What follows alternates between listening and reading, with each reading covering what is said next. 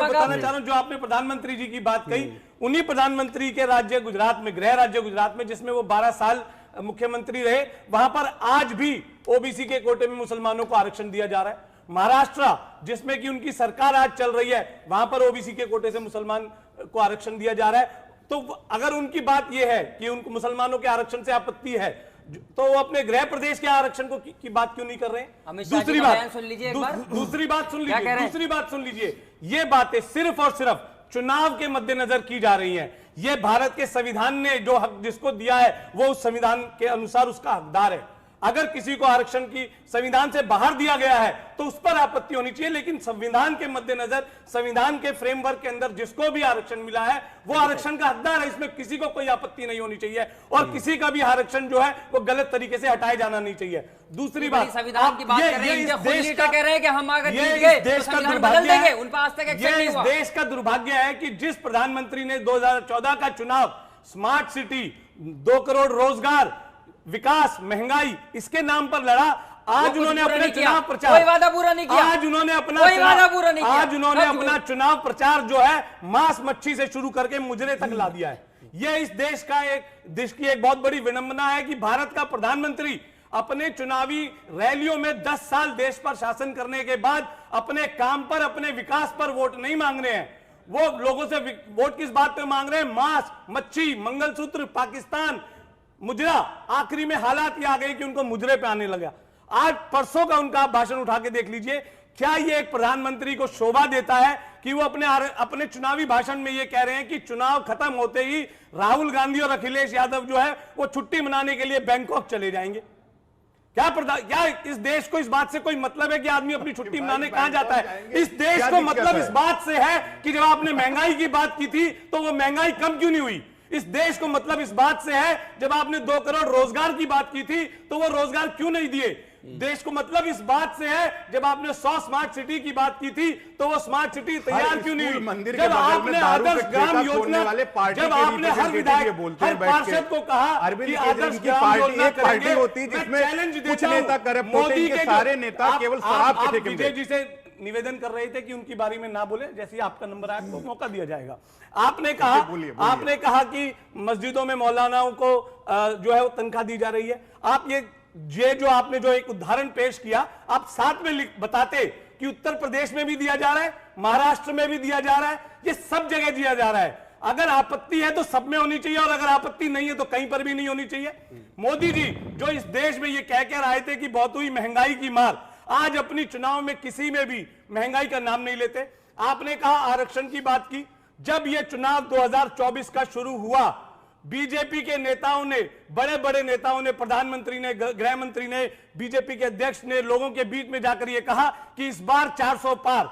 जब लोगों ने उनसे सवाल पूछा कि आपकी सरकार तो 272 पर बन रही है, आपको 400 क्यों चाहिए, फिर लोगों को समझ में आया कि ये 400 इसलिए मांगे जा रहे हैं। और इस बात की तस्दीक बीजेपी के बड़े बड़े नेताओं ने, चाहे वो हेगड़े रहे हों, चाहे अन्य नेता रहे हैं, उन्होंने साफ साफ कहा कि हम संविधान बदलेंगे और आरक्षण हटाएंगे।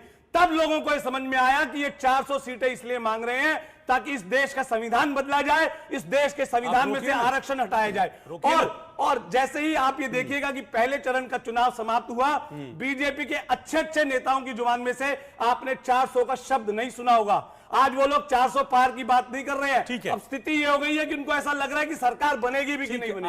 आरक्षण पर किस तरीके से तू मैं चल रही है, आरक्षण पर अलग अलग दलों की क्या प्रतिक्रिया, रिएक्शन है, वो जरा पहले हम देख लेते हैं, फिर इस डिबेट को वापस शुरू करते हैं। आपकी जो डिबेट है आज, उसका विषय है संविधान और आरक्षण। मेरा अनुरोध प्रताप सिंह जी जो भाजपा की तरफ से यहाँ पर है, मेरा उनसे सिर्फ एक सवाल है, जिन जिन लोगों ने संविधान को बदलने की बात कही, मोदी जी कह रहे हैं कि नहीं बदलेंगे, अमित शाह जी कह रहे हैं हम नहीं बदलेंगे, जिन जिन लोगों ने, उनके पार्टी के संगठन के लोगों ने ये बात कही कि हम लोग 400 का नंबर लाते ही संविधान बदलेंगे, एक व्यक्ति दिखा दीजिए जिसके ऊपर पार्टी ने कोई कार्रवाई की हो। एक व्यक्ति ऐसा बता दीजिए जिसको कि पार्टी ने बाहर निकाला हो। पार्टी का क्या टेक है, इसका खुद की गारंटी नहीं कि एक भी सीट नहीं आएगी, उसको आप टिकट देकर राजनीति में आगे बढ़ा रहे हैं, तो इसका मतलब क्या जा रहा है? पार्टी की क्या गारंटी है? जमानत आपकी जब्त हो रही है। आप स्वयं निवेदन करते हैं कि बीच में ना बोले और आप स्वयं सबसे ज्यादा बोलते हैं। प्रधानमंत्री मंच से बोल रहे हैं, जो सबसे बड़ा झूठ है एक हिस्सा उन्होंने उठा लिया मनमोहन सिंह जी की स्पीच का, और वो बार बार उसको दोहराया जा रहा है। अगर आप कभी भी उस स्पीच को पूरा दिखाएंगे, और मेरा निवेदन रहेगा रोहित जी किसी दिन अपने चैनल से दिखाइएगा, मनमोहन सिंह जी का जो पूरा बयान था कि इस देश के जो पिछड़े वर्ग के लोग हैं, इस देश में जो SC/ST समाज के जो लोग हैं, और अंत में उन्होंने कहा कि जो मुस्लिम समाज के लोग हैं, उनके कहने का मतलब यह था कि जो विकास की पायदान में जो व्यक्ति पीछे छूट गया, जब उन्होंने ओबीसी वर्ग की बात की तो उन्होंने किसी धर्म की बात नहीं की, जब उन्होंने SC/ST की बात की तो ये झूठ की जो फैक्ट्री से सुबह से चलता, इधर उधर की बात ना करिए, बता काफिला क्यों लूटा आपसे? नहीं, आपने हर व्यक्ति के बीच में बोला है, आपने हर व्यक्ति के बीच में बोला है, एक सिंपल सा सवाल पूछा गया है, आप कह दीजिए मुझे नहीं पता, कोई दिक्कत नहीं है, कोई आपत्ति नहीं है, आप बोल दीजिए, नहीं कर सकते, मुझे क्या बोलना क्या नहीं बोलना, आप बोल दीजिए मुझे जानकारी नहीं है, आपसे सवाल पूछा गया है मैथमेटिक्स का और आप जवाब दे रहे हैं सोशल साइंस का, वो तो नहीं चलेगा ना। आपसे सवाल पूछा गया है, खुद ही डिसाइड करेंगे कौन क्या बोले। एंकर हैं, एंकर को रोहित भाई ने आपको सवाल पूछा, आप उसी का तो जवाब बोलना दीजिए ना। एंकर को डिसाइड एक करके बोलिए ना। हाँ, सब बोलेंगे कोई समझ नहीं पाएगा। रवन्ना के लिए वोट मांग रहे हैं, जिन लोगों ने प्रज्वल रवन्ना के साथ सवाल है, चुनाव लड़वाया, जब प्रधानमंत्री मणिपुर में हमारे देश के सैनिकों की बीवियों को निर्वस्त्र करके घुमाया जा रहा है, जब उनके शब्द नहीं निकले, आज वो एक मामला जो कि कोर्ट में है, जिस पर कि अरविंद केजरीवाल जी स्वयं कह चुके हैं कि न्याय होना चाहिए, उस कोर्ट की बात कर रहे हैं। लेकिन प्रज्वल रवन्ना जिसके के ऊपर की लाखों महिलाओं के साथ दुराचार की बात सामने आई है, सीडी सामने आई है, वीडियो सामने आई है, उसके लिए प्रधानमंत्री खड़े होकर, इस देश का नागरिक है, वो खड़े होकर वोट मांग रहे हैं। आप प्रज्वल कहेंगे, वो स्वाति कहेंगे, तो मुझे लगता है कि जिस टॉपिक पे हम चल रहे हैं ना, जिस टॉपिक पे हम चल रहे हैं, प्रधानमंत्री बोल देते कि देश में न्याय होगा, जिस व्यक्ति को वो हम आरक्षण, जातिगत जनगणना धर्म की बात कर रहे हैं, उसी पे रहे, क्योंकि फिर आप जातिगत जनगणना भी इन चुनावों में हमने देखा कि एक बड़े मुद्दे के तौर पर उभर कर सामने आया। पहले चरण से ही जातिगत जनगणना का इशू लगातार कई बार सुनी। आज इस पूरे देश में अगर आप इस राजनीति का पूरा परिदृश्य उठाकर देखते हैं, तो आज इस पूरे देश में अगर एक ऐसी पार्टी कोई है जो शिक्षा के नाम पर वोट मांगती है, तो वो आम आदमी पार्टी है। अगर कोई एक ऐसी पार्टी है जो स्वास्थ्य के नाम पर वोट मांगती है, तो आम आदमी पार्टी है। कोई एक अगर ऐसी पार्टी है जो विकास के नाम पर वोट मांगती है, तो वो आम आदमी पार्टी है। वो एक ऐसा मुख्यमंत्री पूरे भारत में आप दिखा दीजिए अरविंद केजरीवाल जी के अलावा, जिन्होंने अपनी छाती ठोक कर ये कहा लोगों से चुनाव के बीच में कि यदि अगर हमने आपके क्षेत्र में विकास करवाया हो तो आप वोट दे दीजिएगा, अन्यथा आप वोट मत दीजिएगा। और इस देश का दुर्भाग्य है कि दूसरी तरफ उस पार्टी के नेता हैं जो स्वयंभू अपने आप को ये कहते हैं कि मैं बायोलॉजिकली पैदा नहीं हुआ हूं, मुझे अवतार लेना पड़ा इस दुनिया में आने के लिए।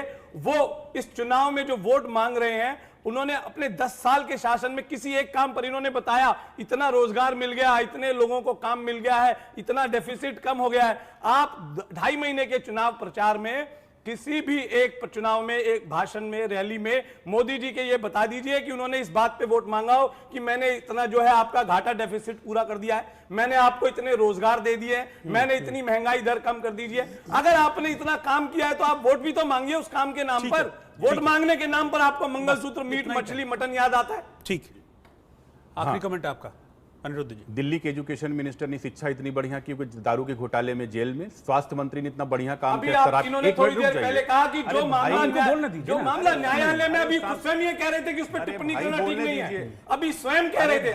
मैं सिर्फ ये उदाहरण देना चाह रहा हूं, कमेंट है, उनको बोलने दीजिए। बिल्कुल, मैं सिर्फ ये बताना, टाइम ही नहीं, अपनी सुविधा अनुसार अपनी कही बात से कैसे पलट जाते हैं, अब आपके सामने है, प्रत्यक्ष को प्रमाण नहीं। मैं कह रहा हूं कि एजुकेशन मिनिस्टर ने इतना बढ़िया काम किया कि शराब घोटाले में जेल में, शिक्षा मंत्री ने, स्वास्थ्य मंत्री ने इतना बढ़िया काम किया शराब घोटाले में जेल में, और मुख्यमंत्री इतने कट्टर ईमानदार शराब घोटाले जेल में, तीनों लोग जेल में हैं। बात आती रोजगार में, भारत के अंदर रोहित जी अगर हम मोबाइल मैन्युफैक्चरिंग में सेकंड नंबर स्वास्थ्य मंत्री अरे भाई जेल स्वास्थ्य मंत्री गलत नहीं, आपको यही नहीं पता, आपको ये पता ही नहीं है कि उनके ऊपर क्या मुकदमा है। ठीक है, आप बोलिएगा भाई। आप क्या कहना चाह रहे हैं कि मैं, आप झूठ बोले और मैं बोलने दूं आपको, आप ये कहना चाह रहे हैं? आप बताइए। सत्येंद्र जैन पहले क्या थे? अरे भैया स्वास्थ्य मंत्री थे, लेकिन आपको ये जानकारी ही नहीं है कि वो किस मुकदमे में अंदर है, उनके ऊपर कौन सा झूठा केस लगाया गया, उनको किस झूठे केस में फंसाया गया। बस एक मिनट बोलिए, आप सच बोलिएगा। आप रोजगार के मामले में अगर मोबाइल मैन्युफैक्चरिंग भारत दूसरे नंबर पे है, अरे तो भैया वोट क्यों नहीं मांग रहे उस नाम पे? आप बीच